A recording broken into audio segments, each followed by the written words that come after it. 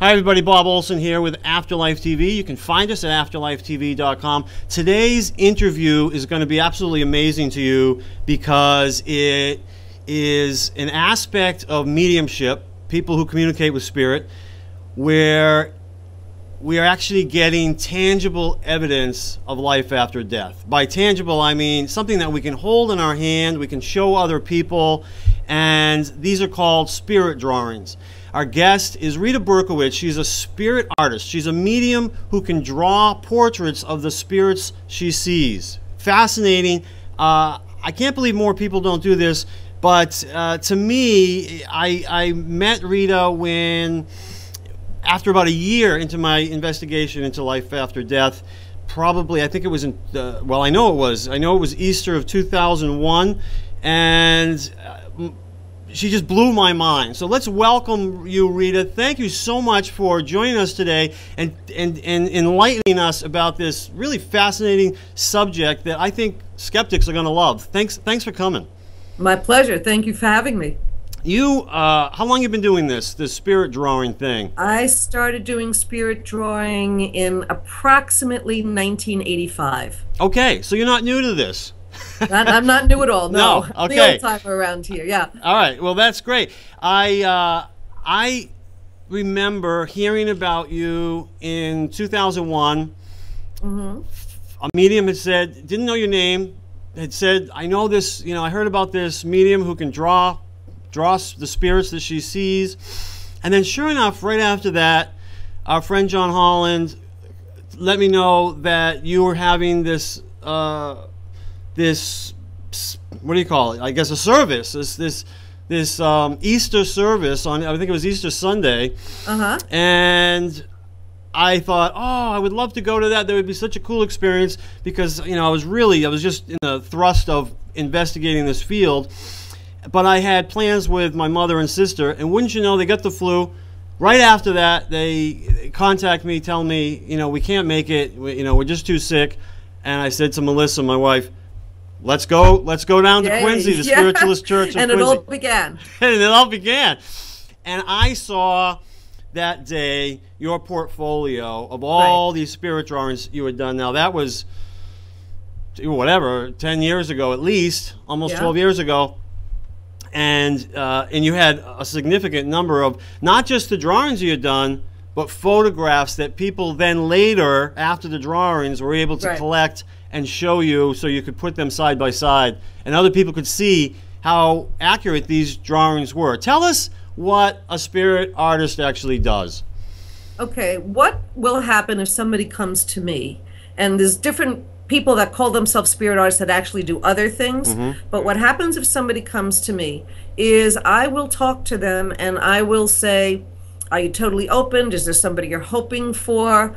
And then from there, I'll go ahead and I'll start to get an image inside my mind of who this person is, what their personality is like, and what they look like. And then I start to sketch.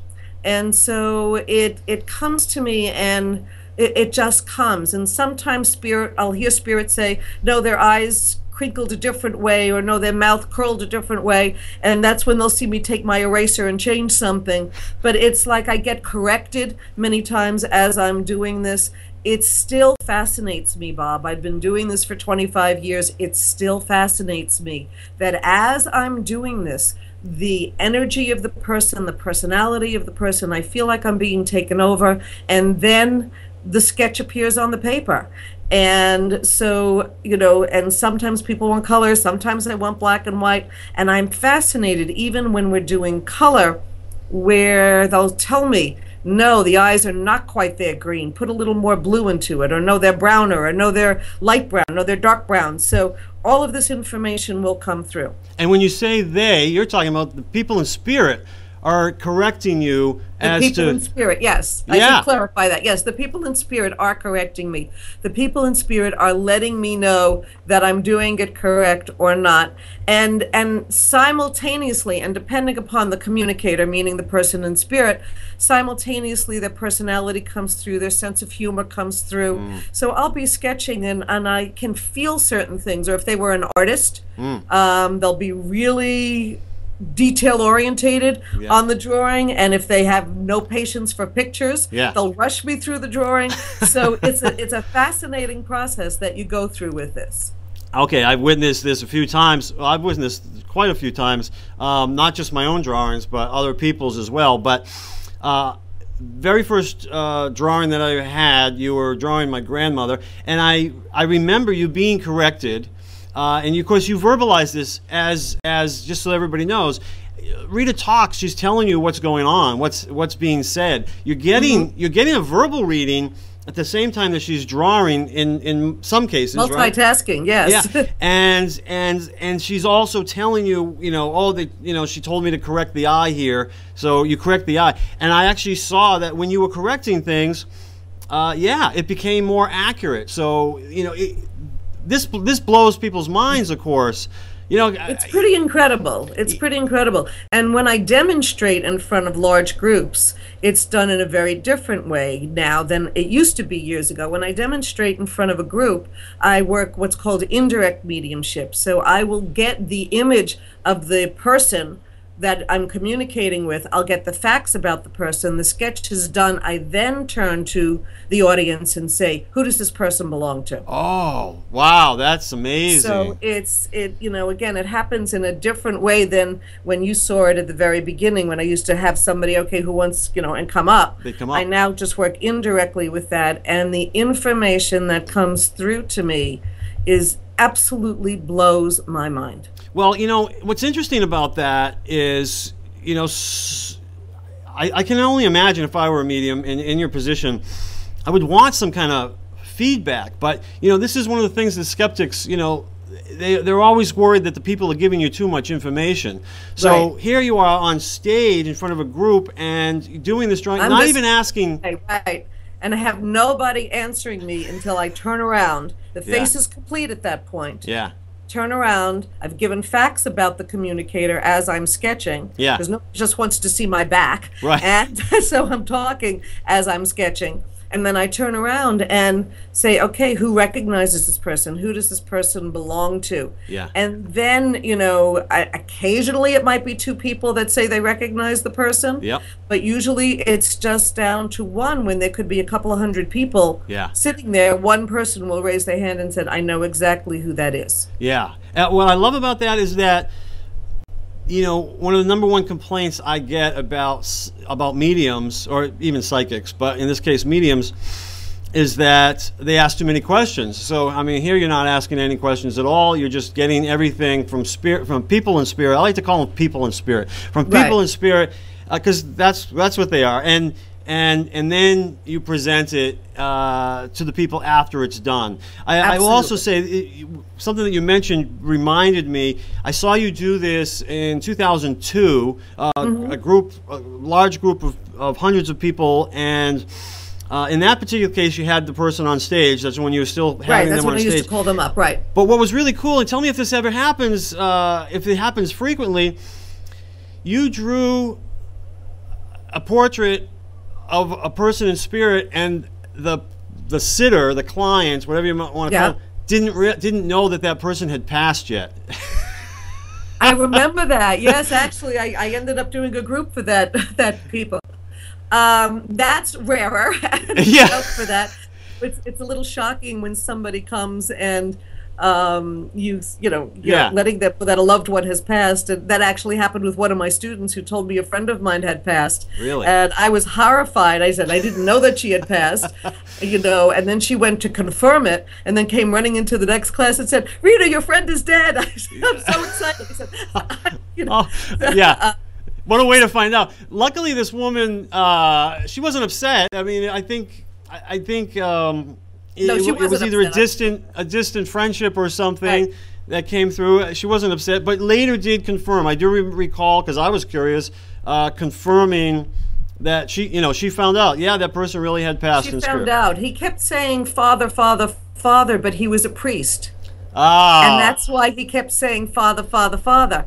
And she recognized the face totally. Yeah. But it wasn't her biological father, but he kept saying father, but he ended up being a priest. So yeah, it was a very fascinating story. It really is. And it also, you know, a lot of people wonder if, you know, you're reading minds or that sort of a thing. Obviously, she didn't know the person had passed. She didn't know. So, and that to me is one of the most important things, Bob, that we know that we're not reading minds. And that's why, you know, I've always asked Spirit, the first few people that came through to me when I was getting readings were people from my mother's family who I never met. And I had to confirm.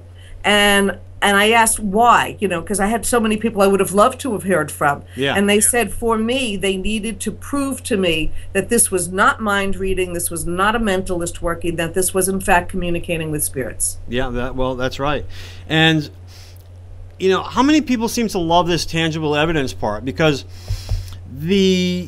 what I loved about it, especially at the beginning, was, you know, you have a reading and then you go and you tell other people about that reading. Unless it's recorded and you can let them listen to it. It's never really quite the same. Yeah. But you can take this portrait that you've drawn, and you can just show it to people, especially if they know that person.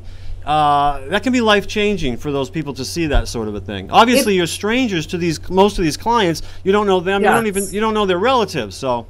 Right, exactly. And that's, you know, and that's why I have on my brochure, if I haven't proven it to anybody else, I've proven it to myself that life is continuous. Yeah. But there are times that, you know, we always have to remember that a drawing is a point in time.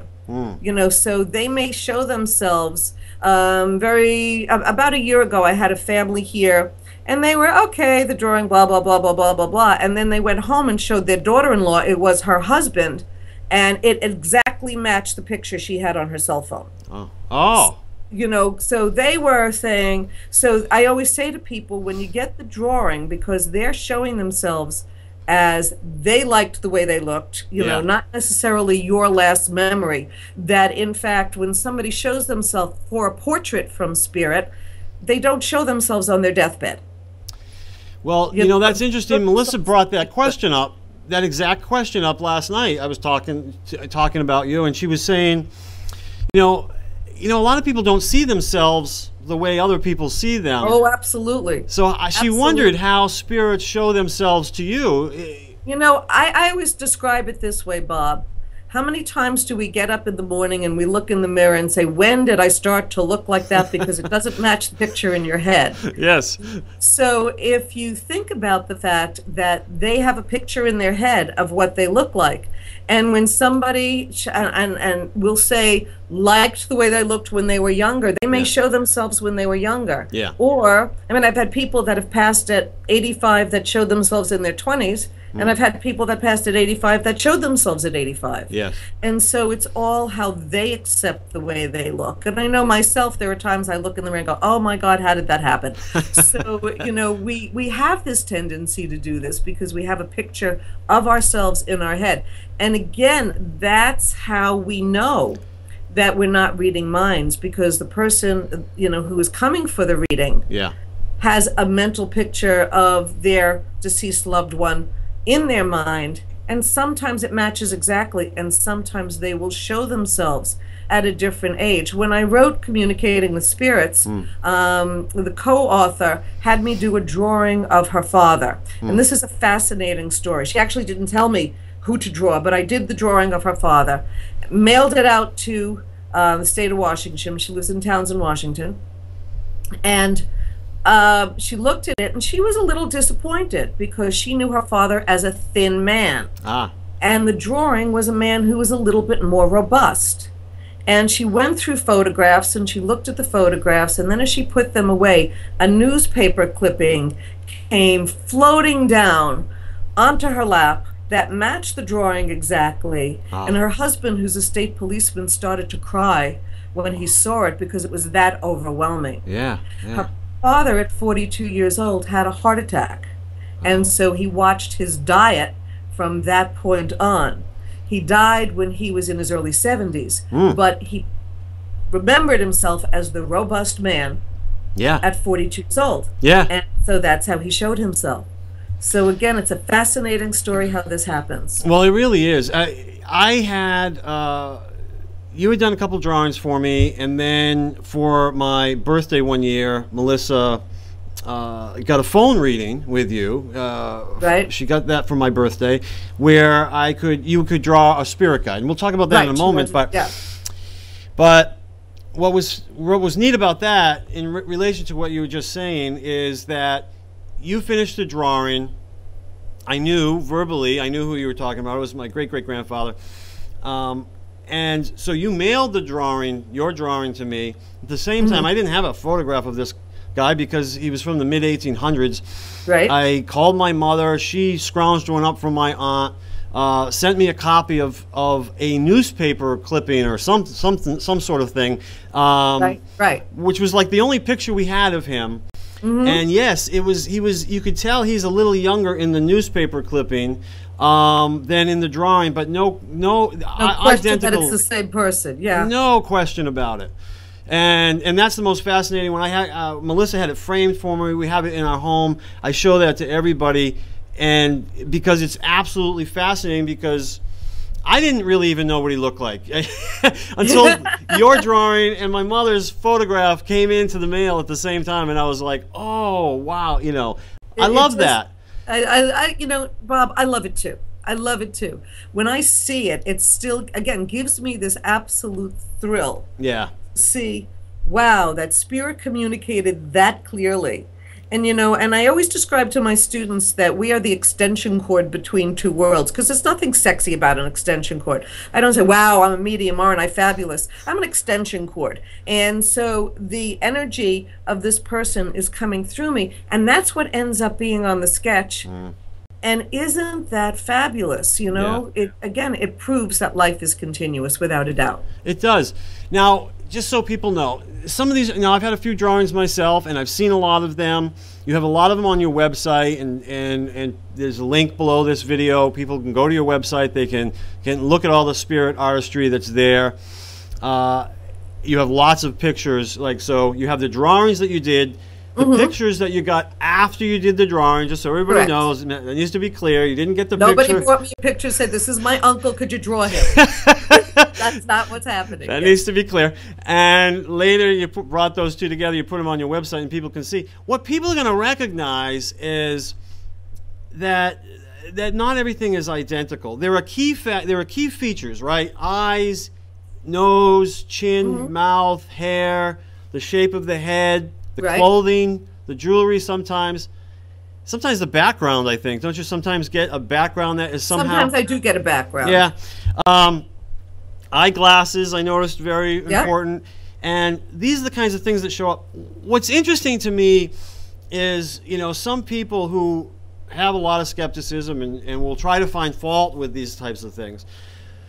What they're forgetting is that if even you drew portraits of living people, sitting directly in front of me. I've said that so many times. It's going to be the same thing. If I was drawing a portrait of somebody sitting directly in front of me and they were posing, chances of it having more likeness than what the spirit drawings do is nil. That's right. The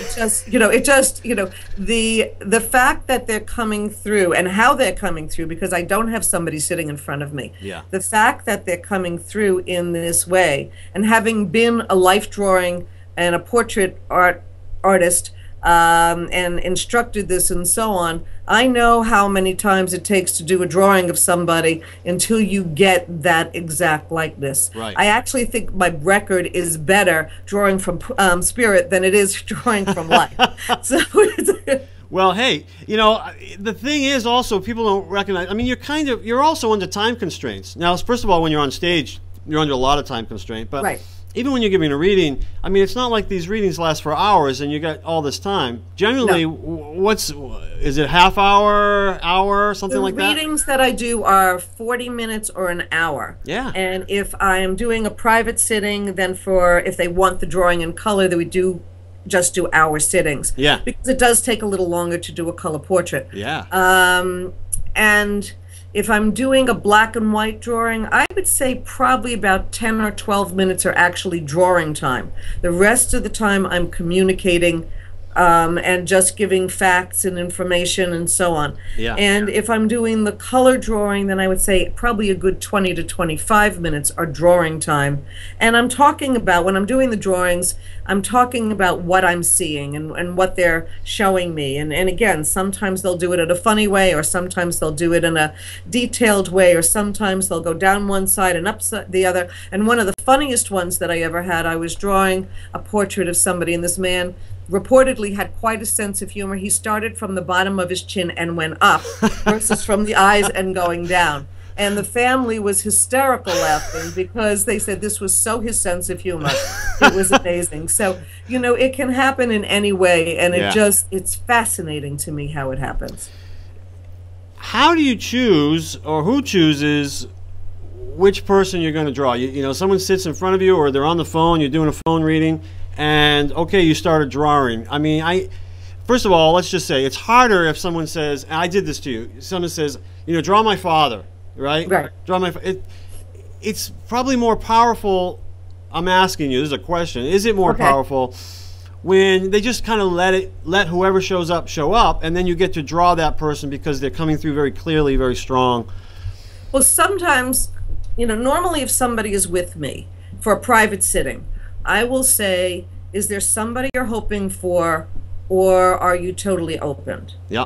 And I would say in the case, probably about a good 65% want a specific person. Okay. Because if they are grieving, and we are helping them with their grief, which is very much what a medium does, and they, you know, they want their wife or they want their child, and you draw Great Uncle Frank. Yeah. Well, it's very nice to have a picture of Great Uncle Frank, but that's not what they wanted. And I'm not reading their mind, you know, to help them with just to prove continuity of life exists. They want to talk to that one particular person. Right. So I do give them the option. That's a lot of pressure on you, though, isn't it? It's a lot of pressure. Yeah. Yeah. It is a lot of pressure. Sure. But I mean, even with readings. Even with readings, it's a lot of pressure. If you were just doing a verbal reading, to do a drawing, a lot added pressure. Yeah, so in doing the drawing, here I am, you know, they want their wife. And so I'm doing a sketch, and normally I will describe what I'm seeing. Yeah. First. Yeah. Okay, I'm seeing a woman. Her hair is very straight. It's combed towards her face. It's a blonder color. I'm feeling that her eyes were just absolutely amazing, blue-green, and I'm seeing them. They were very clear versus, you know, and eyes have so many different colors. And I'm feeling that, you know, I did one a couple of weeks ago at Circles of Wisdom where the woman said, you know, she just made me do the lip liner so strongly, and the two daughters that were there were again hysterical laughing because their mother was the kind always had the lip liner on the outside of the lips. So I love the makeup details that come in. Yeah. And they're very, very touchy about how far their hair has receded or not, and women are about their makeup and whether they tweeze their eyebrows or not. So I'm fascinated by those little details. And it's those little details. It's funny, I always say about a reading, you know, a reading of spirit communication, I always say it's the silliest little things that are the most profound. And with these drawings, same thing. I mean, that's the whole thing. If you go in with an expectation that it's not going to be an exact, you know, photograph of your loved one, but you recognize your loved one in that drawing, like I said, in the eyes, in, you know, in the nose, in the mouth, in the hair style, even the clothing. When you recognize those sorts of things, but it's these little details, like you say, the, you know, the heavy lipstick, or you know, the way he wore his hat. And the woman always had a desire. Her hair, when she showed me the photograph afterwards, which was very interesting in this one, the woman always wanted full curly hair. Yeah. So she processed our hair to death. And so when they showed me the photograph afterwards, the hair looked overly processed, but that's not how her mother saw her hair. And they said, you drew my mother exactly how she wanted to look. which again, you know, that's a beautiful thing in itself. Yeah. That when we go to spirit, our over-processed hair or, you know, the few extra wrinkles that we have just fade away. And they're right. perfect just as we want it to be. And that's what's so great about these drawings is because it's not just a visual thing. It brings through a personality. You're able to bring through the personality by making just all the things that you just talked about. You know, that really brings through their personality. That means so much more. Why? Let me back up. Okay. You talk about seeing them. Are you seeing them in your mind's eye? Do you see them like you see me? How do you see? It happens a few different ways. Sometimes I'll look at the paper and the blank paper. Yep. And I'll see them. I always see them in my mind's eye. Okay. Occasionally, and they've done this to me a few times while I'm on stage, I just hear trust. And they show me nothing, and I just let my hand go. So that's like automatic writing would be, but it's automatic drawing. Yeah. So they just let my hand go, and okay, there I am. I'm sketching away, and then the face will form. That only comes with experience to be able to trust like that. You have, I mean, again, when you're learning this, the one thing that a medium has to do is trust what they're getting. Yeah. And so occasionally they like to say, okay, do that, you know, which is nice when you're on stage. Yeah, that's right. That's right. You would have been a good police sketch artist. I mean, because that's kind of what you're doing, really. The spirits are telling you what. Yeah. Yeah, I mean, I've thought about that. You know, it's a very interesting thing when you're working with police sketch, and I have done a few. Yeah. When you're doing that, you are, firstly, you're drawing somebody who is alive, but you're connecting to the visual from the person who was deceased. Yeah. And so they are many times giving me what they remember from the situation. Yeah. Yeah. Well, and so it's a challenge. I've worked on a few cold cases that way, so it's a challenge. I can imagine. I can imagine, and I'm. Yeah, that's one of those things. And sometimes the thing that I think about with the the mediums and the psychics who do criminal work is, I don't know. I have different thoughts about life because of my investigations in this field, and sometimes I think some cases are just not meant to be solved. I mean that possibility exists because of what everybody's learning as a result of that. So. I don't know. And I agree with you on that. I agree with you on that. And that the only cases that I've agreed to work on for myself are cold cases. Really? Yeah. Yeah. Yeah. Because the people are far enough away from it. Usually it's a police officer that can't let go of the case. Right. So in my situation, a lot of times it's been a retired police officer that has come to me and said, look, I've been working on this case for 25 years. Can you help me? Help! And help, yes. Why don't more mediums do this? Why don't I mean I'm sure there's we got on bestpsychicdirectory.com we got about 700 psychics and mediums, mostly mediums. I'm sure that a lot of them are artists. Why don't more people do this? Well, the art thing is a very interesting point, Bob, because you're really putting yourself out on a limb when you're doing a sketch. Yeah. As a medium. So, I always say, I could say, I have your grandmother here and she made the best chocolate chip cookies. And then I have your grandmother here, she made the best chocolate chip cookies. And she had these incredible dimples with a mole right over her left part of her face. And, and that becomes a whole different thing, and what the jaw looks like and what the hairdo looks like, and so that becomes a very different piece of information. And I've spoken to some mediums about working on the police work, and they say, one in particular that I've spoken to said, what if I'm wrong? Yeah. And what if what kind of karma am I creating if I'm wrong? Yeah. And so again, that's why I prefer working on the cold cases where there's not, not any confusion of a lot of emotion coming in. That's right. And so maybe one of the reasons more people don't do it is it's just too much pressure. First of all, I mean, you can give a great reading. Like when you're giving verbal readings and then doing these drawings, you can give a great reading. And if your drawing isn't exact enough for them, they'll just throw the whole thing out the window, I imagine. It can happen. And again, I've had where, one time a family was here and I drew their daughter and the mother You know, the reading was great. And then she said, well, I don't know that it looks like her. And I just happened to say, which I don't normally do you happen to have a picture with her of her? And I looked at and I said, you don't think this looks like her? She says, well, it does. But she had a twinkle in her eye that I was looking for that you didn't, you know. Well, I had brought the drawing of my great-great-grandfather to the History Channel, and we were talking about a TV show, and I was showing it to them. I had it, you know, everybody was looking at it. All these vice presidents, you know, of production were there. People were loving it. One skeptic, who he was the head guy, you know, he said, well, you know, he looks a lot like you. So she just drew, you know, something similar to you.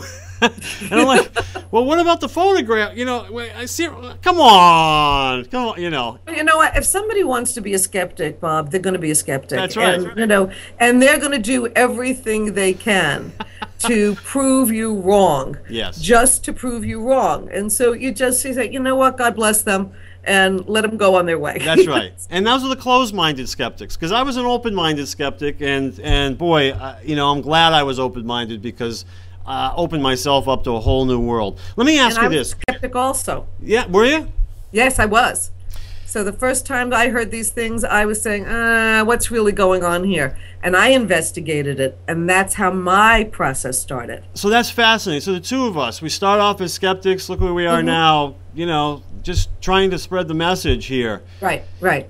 I understand why people want to have their loved ones drawn by you, their loved ones in spirit. Why do the spirits want to show up and have these drawings done? That's an interesting question. A lot of times they're trying to make their loved ones happy. It's fascinating when you get somebody, and you know, the loved one comes and the person didn't like to pose for pictures. Yes. You know, and you can feel that energy. It's like, okay, could you get this over with? Okay, you done yet? You know, but I think that and I can only say this is a supposition, that for the loved ones in spirit, they want to feel their loved ones feel that connection. Yeah. Because the ones in spirit are still connected to the loved ones, but it's the people that are left behind here that have the feelings, are they really with us? Right. You know, can they really still be with us? So it's like, aha, they finally know we're here, you know, and so it's that kind of reason that the people from spirit love to do this. Anybody in spirit ever sort of refused? You knew they were there, but... I had one very strange experience many, many years ago where there was a man who had certain prejudices, and his prejudices included my ethnic group. And he didn't really want to come through, and he thought of himself as an Elvis wannabe. Yeah. And the drawing kept coming out as Elvis. He didn't look like Elvis, but he was an Elvis wannabe. And, you know, for me, that would be enough proof. But the wife said it doesn't look like him. And although he had the big pompadour and the, you know, and the whole Elvis thing, and Elvis kept coming into my mind and, you know, everything about Elvis. But he was so adamant about not connecting to certain people. Yeah. And you would think that would be done when you get to spirit. Well, and I was shocked. I will tell you, I was absolutely shocked that this one particular, and that's really the only time that it's happened. Is it possible, it doesn't sound like it, but is it possible that he did that as another way to prove, you know, bringing through his personality? It could be, and you know, the fact that he kept showing himself looking like Elvis. Yeah. And, you know, it's like, you know, he wanted to be Elvis. I mean, she actually showed me a photograph of him to show him in the Elvis outfit with the big pompadour, but you know, his face looked nothing like Elvis. He just wanted to be Elvis. Yeah. So it's very possible that that happened, but boy, it sure freaked me out, I will tell you. I'll bet it did. What is your favorite part about doing this? You know, you run into things like that sort of bums you out, but what is your favorite part? Once in 25 years, I'll take it with a very large grain of salt. You know, for me, my favorite part about doing this is to really see the healing that's happening. Yeah. To see the overwhelming relief. Mm-hmm.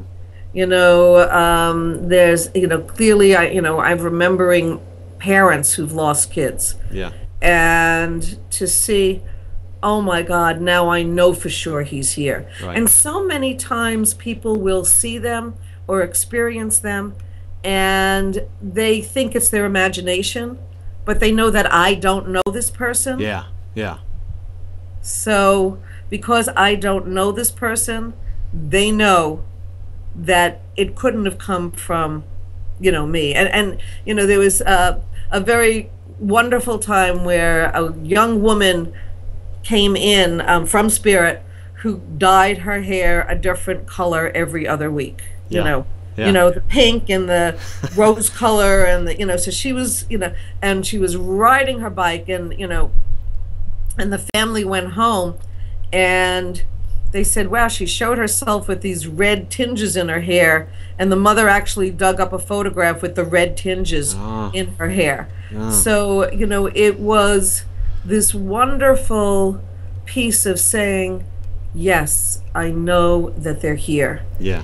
Yes, and even when information comes through, where sometimes people may not totally recognize the information, and then it comes to pass, and then you get the email afterwards, you know, or the phone call afterwards.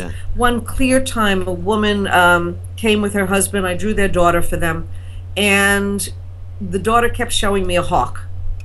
I have no idea what you're talking about. 3 times the daughter showed me a hawk. I have no idea what you're talking about.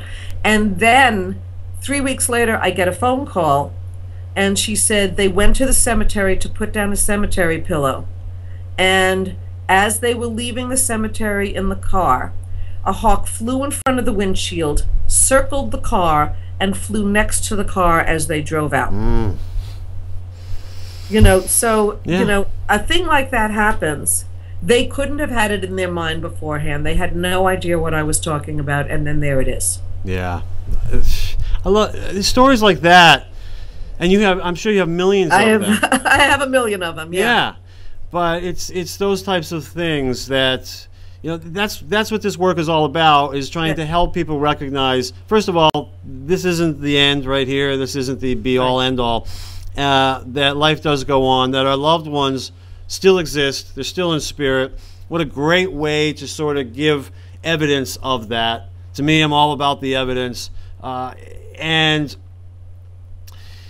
when you see something like that, it's just, it's unquestionable. You can't, whatever, you can't question it. That's all it comes down to. And so when that happens for you, you know, when you ask the joy, you know, what makes me love doing this? And obviously if I've done it for 25 years, I love doing it. Right.